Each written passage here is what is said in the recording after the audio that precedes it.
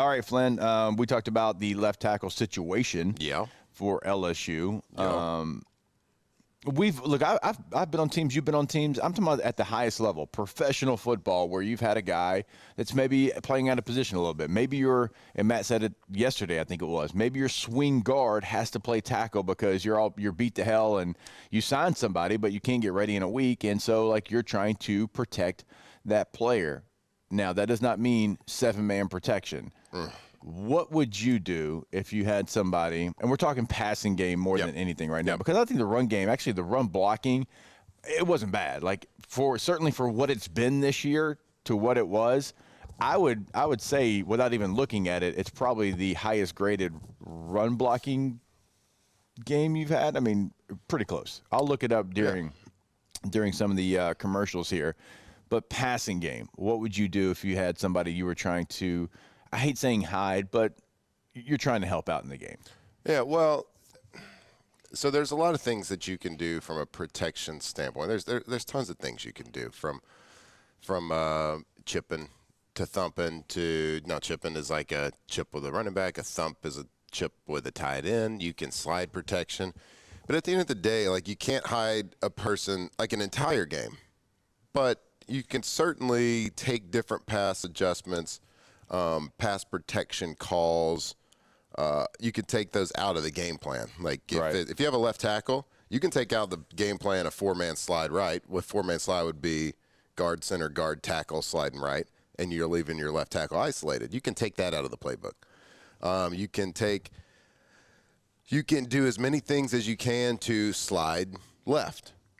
You can do a lot of dual protections instead of man protections. We were doing a whole we can. wedding song I'm thing. down. Better than shout. Yeah, exactly. But the thing you have to do is you can't what's the word I'm looking for here? You can't do the same thing. You can't do the same thing over and over. You have to be very versatile. So you want to go out there, and if you're going to get in a situation like I said, you can't hide him forever. So at multiple points in the game, left tackle's got to go in there and win a one-on-one block. Yeah, you have to. Now, you don't have to stone him. You don't have to pancake him, but you have to get him moving in a direction that lets the quarterback be able to slide either over the top of him or underneath of him. And as a quarterback, you do also have to be hyper-aware of situations and hyper-aware of where your back is at different times. So you can't do the same thing over and over. So if you have, let's just say, 11 personnel and you land up in a 2x2 or a 3x1 situation, sometimes we're going to release our back, free release them. We're going to scat them. Even if it's not really a scat protection, we're just going to get out so I have an answer really fast if something happens. Right. Sometimes, same formation, that back is going to come over and chip. Yeah. And he's going to thump the hell out of that defensive end's rib cage. Right. Or armpit, or wherever it is. You look for something weak and you hit it. You hit it as hard as you can, and you slow him down. Yeah. Sometimes we are going to act like we're going to chip with a back, and then after we've chipped him, but he free releases around him, and we come in, hit you in the other rib cage with a guard. Yeah. Like there's different. Like you want to give him different looks. We run a quick game or a quick screen. I'd love to see a screen that if we call a screen and just run a screen instead of an RPO type screen. Yeah. Just throw at them. Throw at their kneecaps. Right. Let's do a 5-man cut. I always loved games where we had at least one or two early in the game calls where all 5 linemen threw at the defense line of the kneecaps. Right. Everybody's going to protect their kneecaps. Yeah. Okay. As soon as you have a 300-pound man throw his entire 300-pound body at a kneecap, it slows you down. Whether you believe it or not, whether you think it does at the defensive end, it subconsciously slows you down. Right. Give them different looks. Make them have to think. Don't let them pin their ears back and be like, all right, I got this guy one-on-one. Whole time. One-on-one the whole time. Hey, how about we line up a tight end near the sideline and let that guy think he is one-on-one, motion the tight end in, and clean his clock. Yeah. Because you can do that. Situation. I mean, you can do that. You can't hit him in the head, but you can do that, and then let's say you still want to get out the tight end into the route. You can. You just absolutely you can run through him, and you can just continue on, and you're going over the middle of the field, right? I mean, you're running a drag. You're just doing it after you try to stone the edge rusher. For sure. And how about you run a traditional screenplay to the running back, where he lines up and acts like he's in pass protection and slides out to the left. How about that? We hadn't seen that, I don't think. Bro, if it's not going to the wide receiver right now, we ain't running a screen. Yeah. Or if it's not that one where they goes out and then goes right over the middle. You know what? A hitch route across the entire field, though. Can I interest you in that? Did I interest you in that? So I just want to beg the offense, attack the middle of the field. Yeah. Attack the middle of the field. And I was watching. That's why we had so much success last year. Yeah. It felt like last week there was police tape around the middle of the football field. You couldn't cross the line. Let's take the touchdown pass out of what I'm about to say. The tight end delay? The tight end delay, because that's like not a trick play, but it's a design play to go to that tight end. I'm not going to consider that an over the middle pass because it wasn't like a normally drop back. Hitting your back foot. There was one pass to Aaron Anderson. I think a seam route, and then I think that was the only pass completed. And that I looked at the passing chart from the game. I think it was the only pass completed over the middle, besides like a check down or something. I looked at his passing chart from last year. Of course, it's like too many passes to like go and number it. There's more passes and touchdowns completed over the middle of the field, intermediate and deep part of the middle of the field last year. That's why you were more successful in the passing game, because you attacked the middle of the field. I always say, this is what I learned in the NFL. This is what I learned in Green Bay when we had like one of the best offenses in the world. Fastest way to the end zone is over the middle of the field. Yeah, sexy to go run inside fades, and those work, but they can't be your base play. Right. The play we keep going back to all the time, hitch route from number 1, slot fade from number 2, and a stick route from number 3. That seems to be our answer for everything, and it hasn't worked very many times. So I want to see a more dynamic passing game.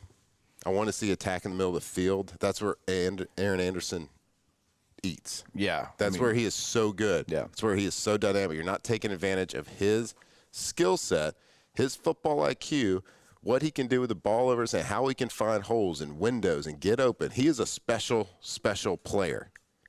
And for him not to have an impact last week is criminal. It looks like on the passing chart there was 19 throws that were 5 yards or less. Mm-hmm. So 5 yards or less, and some of them were certainly behind the line of scrimmage. So 5 yards or less, there was 19, and there was only 13 that went over 5 yards on the passing chart. I mean, that's pretty to par for this season, though, right? And in the hashes, so between the hashes of passes that traveled more than 5 yards. One to Aaron Anderson. It was completed for a big play. One single pass.